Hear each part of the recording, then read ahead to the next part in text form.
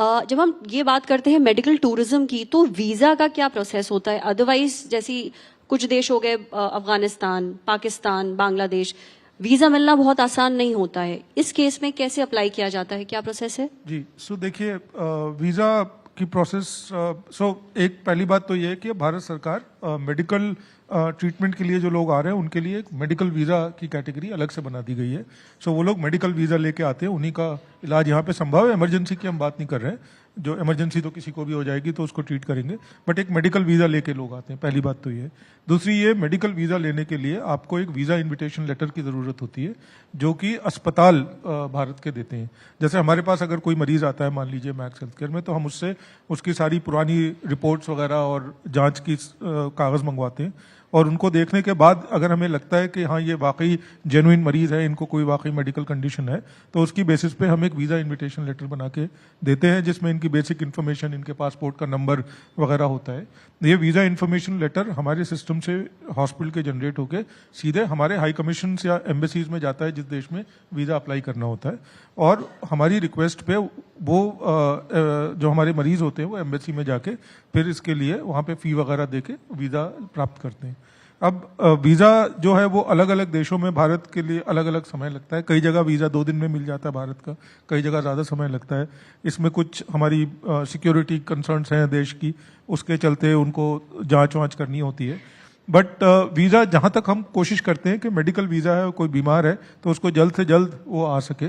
सो हम लोग भी कई बार अपने हाई कमिश्नर्स में या और जो स्टाफ होता है मिशंस में, उनसे बात करते हैं। वो कोशिश करते हैं कि मरीज की जो हालत अगर खराब है तो जल्दी से उनको वीजा दे और वो यहाँ के इलाज कर सके। सो वीजा की प्रोसेस बड़ी स्ट्रीमलाइंड है। कई जगह जहाँ सिक्योरिटी कंसर्न्स होते हैं वहाँ देर लगती है, अदरवाइज वीजा मिलने में इतनी दिक्कत अब नहीं आ रही है। आई थिंक ये भी एक बहुत बड़ा कारण हो सकता है कि और देश के लोग यहाँ भारत आके इलाज कराना चाह रहे हैं, क्योंकि बहुत सारे देश ऐसे, अगर भारतीय मरीज वहाँ जाके इलाज कराना चाहें तो वहाँ मेडिकल टूरिस्ट वीजा उनको मिलना काफी मुश्किल हो जाता है, समय लगता है। जी, अब भारत सरकार इसमें काफी काम कर रही है। पिछले काफी दिनों से हम लोग देख रहे हैं कि जो मिशन है उनको अवेयरनेस वहाँ बढ़ा दी गई है, मेडिकल वैल्यू ट्रैवल जिसे हम मेडिकल टूरिज्म भी कहते हैं उसकी। तो कई जगह पे लोगों को अब पता है कि ये हमारे देश के लिए अत्यंत महत्वपूर्ण है, काफ़ी ज़्यादा हम फॉरेन एक्सचेंज इससे अर्न करते हैं, हमारी कंट्री की रेपुटेशन भी इम्प्रूव होती है। तो उसके चलते अब कई जगह मैंने देखा है कि भारत के हाई कमिश्नर्स और ऑल स्टाफ जो वहाँ पे है वो जल्द से जल्द वीज़ा देते हैं। जहाँ पे पॉलिटिकल डिफिकल्टीज हैं वहाँ तो फिलहाल नहीं हो पाता है, अफगानिस्तान, पाकिस्तान वगैरह जहाँ पहले काफ़ी मरीज आते थे, बट उसको वो अलग बात है, वो हमारे उनसे पॉलिटिकल रिलेशंस अभी अच्छे नहीं है, बट जनरली तो वीजा मिल जाता है। और सरकार भी जी ज्योति में अभी हाल ही में चैप्टर 11A वेलनेस वीजा एक नया पिछले हफ्ते ही लागू किया है, जिससे कि मेडिकल टूरिज्म की बहुत संभावना बढ़ने की है। अच्छा, मेरा एक सवाल आप दोनों से ही है। सरकार भी बहुत काम कर रही है मेडिकल टूरिज्म को बढ़ावा देने के लिए, जैसे इनिशिएटिव हैं heal in India, heal by India. क्या आप इनके बारे में हमें थोड़ा बता सकते हैं? और क्या हील बाय इंडिया में हमारे जो हेल्थ केयर वर्कर्स हैं वो अलग देशों में जाके इलाज करेंगे? अगर आप अनस जी आपसे शुरू करते हैं। जी, सो देखिए, भारत सरकार अब काफ़ी इनिशिएटिव ले रही है, इसमें कोई दो राय नहीं है। मिनिस्ट्री ऑफ हेल्थ इस पे काफ़ी ध्यान दे रही है। पहले हमें दिक्कत होती थी, ये नहीं पता होता था कि कौन सी मिनिस्ट्री इसमें इन्वॉल्व है। कभी मिनिस्ट्री ऑफ कॉमर्स कुछ कर रही होती थी, कभी मिनिस्ट्री ऑफ टूरिज्म, कभी मिनिस्ट्री ऑफ हेल्थ, कभी मिनिस्ट्री ऑफ आयुष वगैरह। अब ज़्यादातर काम जो है वो मिनिस्ट्री ऑफ हेल्थ, तो वो क्लैरिटी एक हो गई है।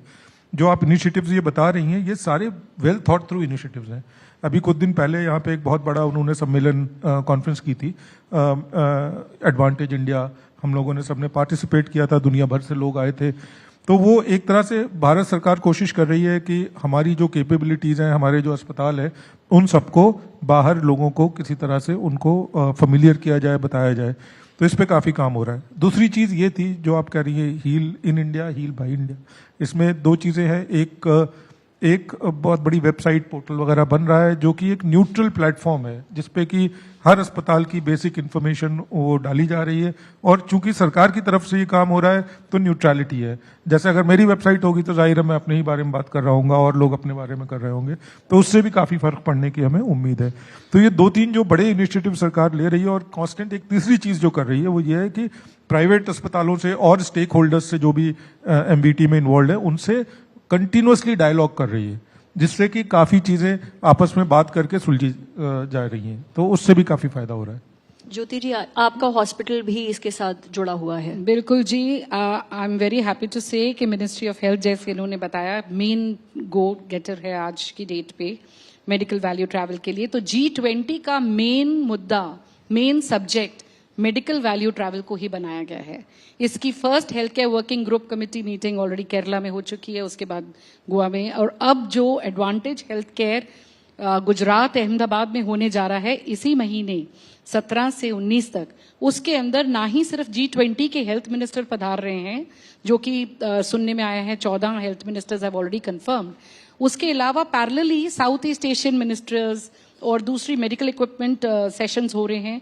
तो करीबन 30 से 35 हेल्थ मिनिस्टर्स इधर होंगे हिंदुस्तान में एक जगह पे एकत्रित, जहां हम सारे अस्पताल पार्टिसिपेट करने वाले हैं।